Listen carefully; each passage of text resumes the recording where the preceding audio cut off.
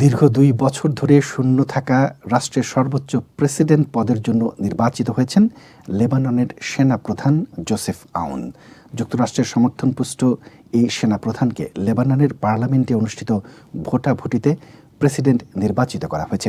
শুধু যুক্তরাষ্ট্রের সমর্থনপুষ্টই নন, বরং ইসরায়েলের সঙ্গে বিধ্বংসী যুদ্ধের পর ইরান সমর্থিত লেবাননের সশস্ত্র গোষ্ঠী হিজবুল্লাহ প্রভাব তিনি সীমিত করেছেন বলে ধারণা করা হচ্ছে।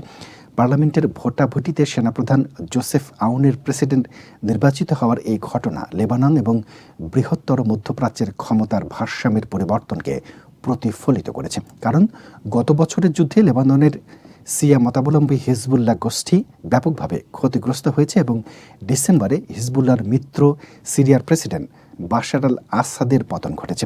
সেনাপ্রধানের প্রেসিডেন্ট নির্বাচিত হওয়া লেবাননে সৌদি আরবের প্রভাবের পুনরুত্থানের ইঙ্গিত দেয়, যেখানে রিয়াদের ভূমিকা ইরান এবং হিজবুল্লাহ অনেক আগেই নস্যাৎ করে দিয়েছিল।